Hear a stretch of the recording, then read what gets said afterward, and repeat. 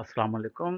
Digital image processing Urdu में है ये और ये लैब वीक 1 है जिसका मेन टॉपिक है इंट्रोडक्शन एंड सेटअप। और हम इसके अंदर 3 पॉइंट्स को डिस्कस करेंगे जिसमें एक है इंस्टॉल पाइथन और रिक्वायर्ड लाइब्रेरीज है, read display and save grey scale and colour images है, और तीसरा है एक्सप्लोर बेसिक इमेजेस प्रॉपर्टीज जो कि size and channels and data types के मुतालिक होगा। एक्सपेरिमेंट 1 जो है हम देखेंगे install Python and required libraries है। इस सेक्शन का मकसद ये है कि हम डिजिटल इमेज प्रोसेसिंग के लिए ये एक वर्किंग इन्वायरमेंट जो कि पाइथन के अंदर होगा उसको हम सेट कर लें। एल्गोरिदम या एडवांस टेक्निक स्टार्ट करने से पहले ये ज़रूरी है कि हम अपने टूल्स और लाइब्रेरी सही तरह से इंस्टॉल करना और कॉन्फ़िगर कर लें। जब इन्वायरमेंट रेडी हो जाएगा तो हम उसमें आसानी से अपने इमेजेस को रीड कर सकेंगे, मैनिपुलेट कर सकेंगे, एनालाइज कर सकेंगे और विजुलाइज भी कर सकेंगे। कॉन्सेप्ट इसका ये है कि Python is one of the most popular language. तो चूंकि मशहूर है और सबसे बेहतर है और इमेजेस प्रोसेस के लिए बेहतर है तो हम इसको इसी वजह से इस्तेमाल करेंगे।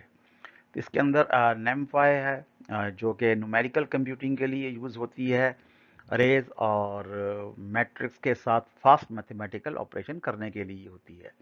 ओपन सीवी जो है ये एक पावरफुल कंप्यूटर विजन लाइब्रेरी है जो इमेज का इनपुट और आउटपुट और ट्रांसफॉर्मेशन के साथ साथ रियल टाइम विजन टास्क के लिए यूज़ होती है।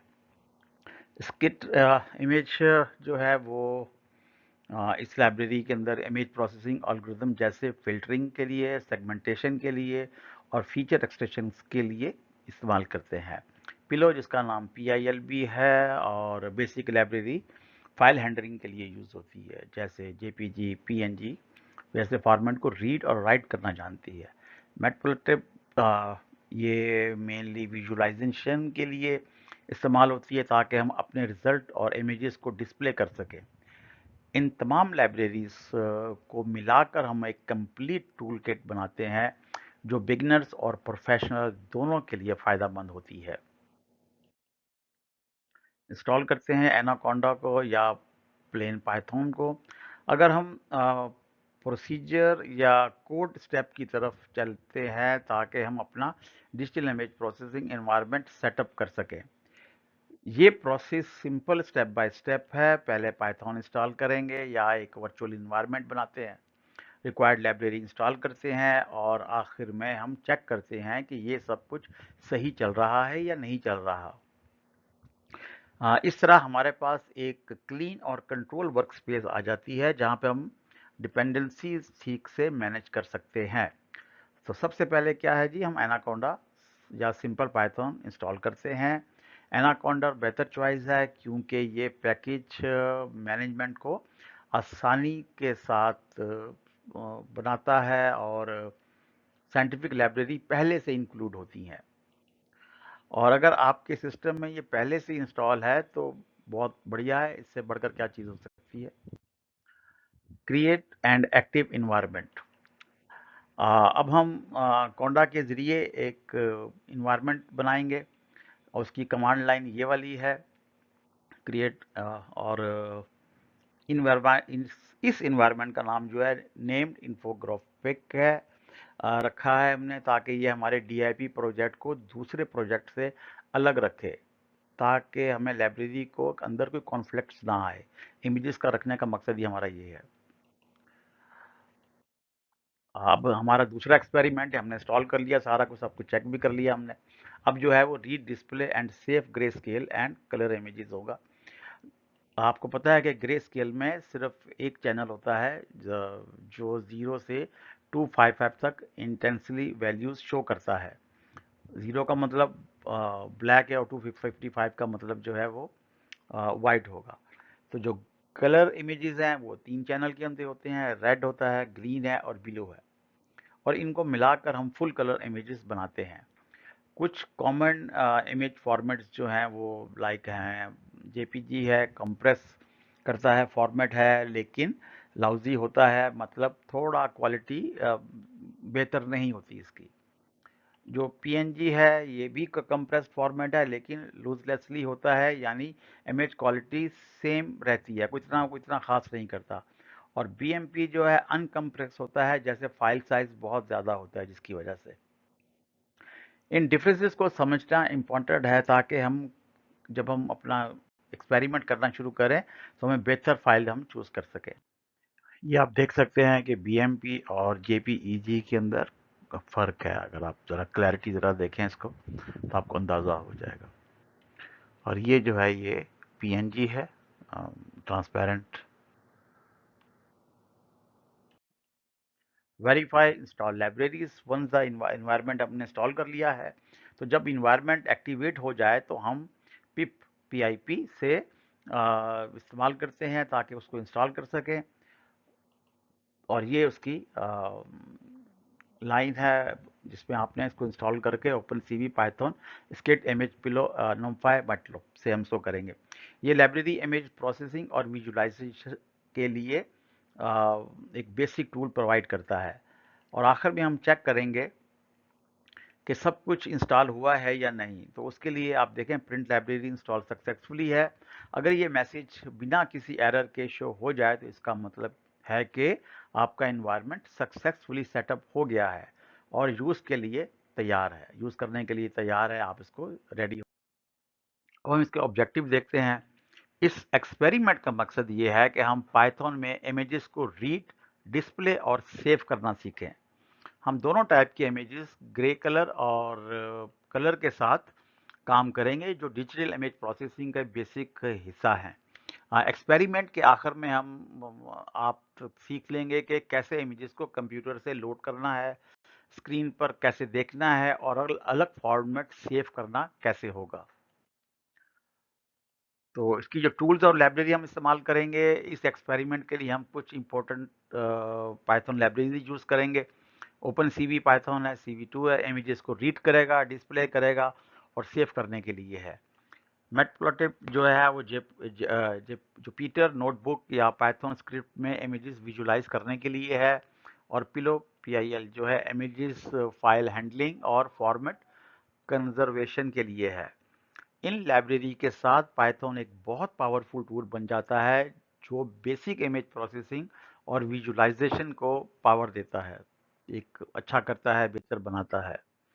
और उसके बाद हम ये देखते हैं कि अगर हम स्टेप बाय स्टेप प्रोसीजर और पाइथन कोड को समझना चाहते हैं, रीडिस्प्ले करना चाहते हैं, करने के लिए हमें सबसे पहले हमें रिक्वायर्ड लाइब्रेरीज को इंपोर्ट करना पड़ेगा, जो कि CV2, ओपन सीवी और वो जो सेकंड लाइन है हमारी मैटलैब के साथ है। फिर हम इंपोर्ट सीवी करेंगे और उसके बाद इंपोर्ट मैटप्लॉप बायोलॉप्स एज PLT करेंगे। और फिर हम इमेज कलर में एक कलर और एक ग्रे स्केल के साथ हम और ये जो 2 वाला है, 0 वाला जो है, इसमें हम इमेज कलर के साथ हम इसको ग्रे स्केल के साथ दे सकेंगे। तो इमेज को डिस्प्ले करने के लिए हम मैटप्लॉटलिब यूज़ करते हैं, क्योंकि ये पाइथन और जुपिटर नोटबुक दोनों में अच्छे तरीके से काम करता है। और ये आप इनके कोड जो हमने कमेंट्स दिए हुए हैं वहाँ से आपको और मज़ीद क्लैरिटी आ जाएगी कि किस तरीके से इन लोगों यहाँ पे ये काम होगा।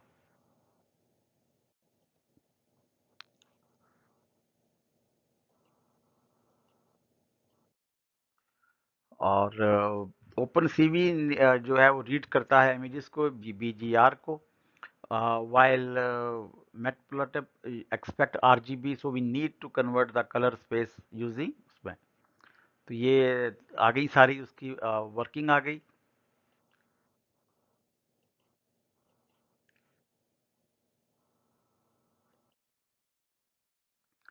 सो द नेक्स्ट सब प्लॉट जो है वो ग्रीन स्केल के साथ होगा इसमें। तो दूसरा, अब ग्रे स्केल आ गया, तो देख लेंगे जहाँ पे सी मैप ग्रे यूज़ होता है ताकि सही शेड्स अपीयर हो जाएं।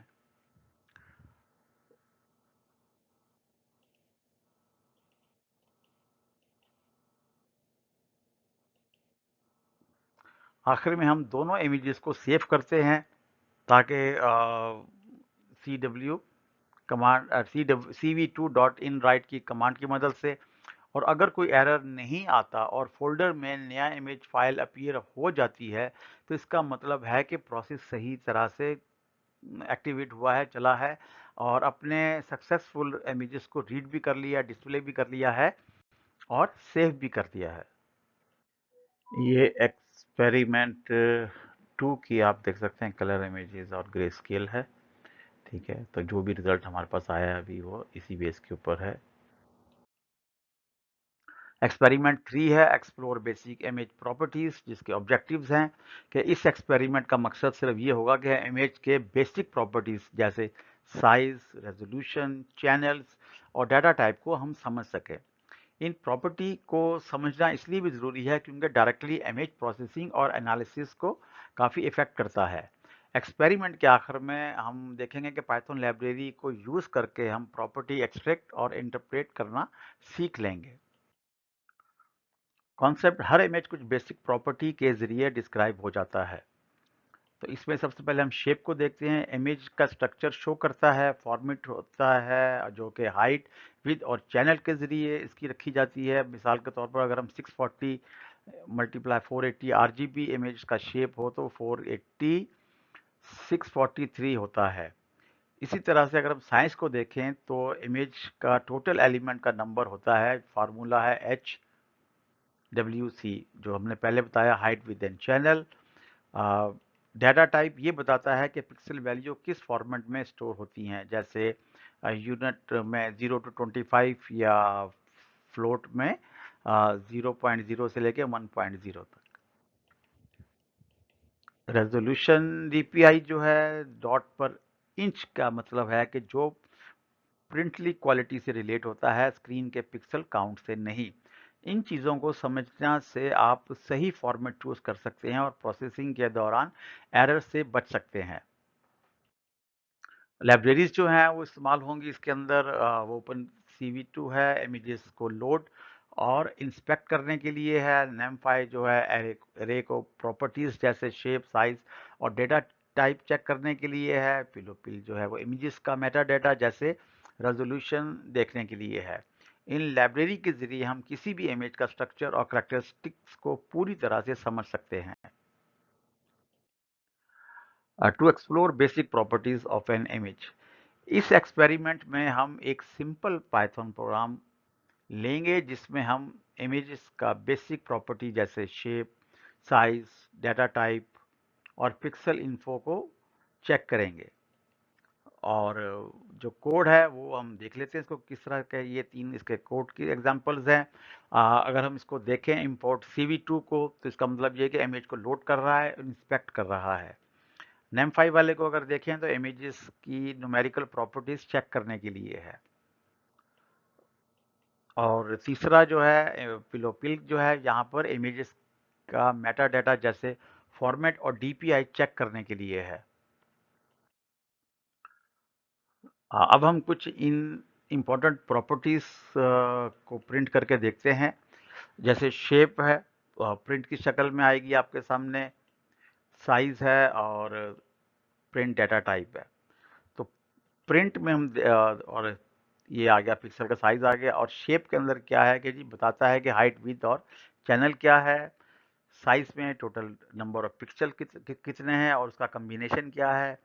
डाटा टाइप ये बताता है कि हर पिक्सल की वैल्यू किस फॉर्मेट में स्टोर होती है।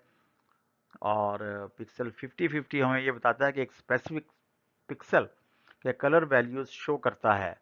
इसमें हमें समझाता है कि इमेजेस कंप्यूटर मेमोरी में रे के फॉर्म में कैसे स्टोर होते हैं।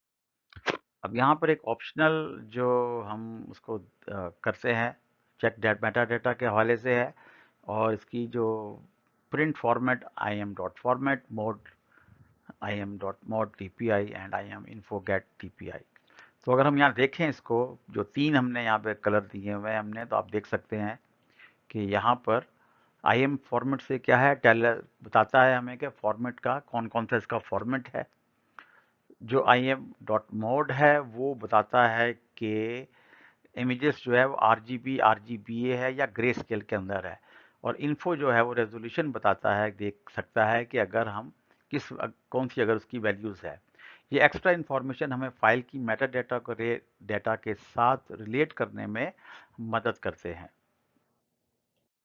ये है वाइवा क्वेश्चंस जिनके जवाब आपको लैब 2 के अंदर मिलेंगे। लेकिन इस वक्त तक अगर आप खुद चाहें तो आप इनके जवाब तलाश कर सकते हैं, आपकी एक प्रैक्टिस भी हो जाएगी। और ये तीनों जो हैं 9 क्वेश्चन जो हैं हर एक्सपेरिमेंट में से लिए गए हैं। Thank you.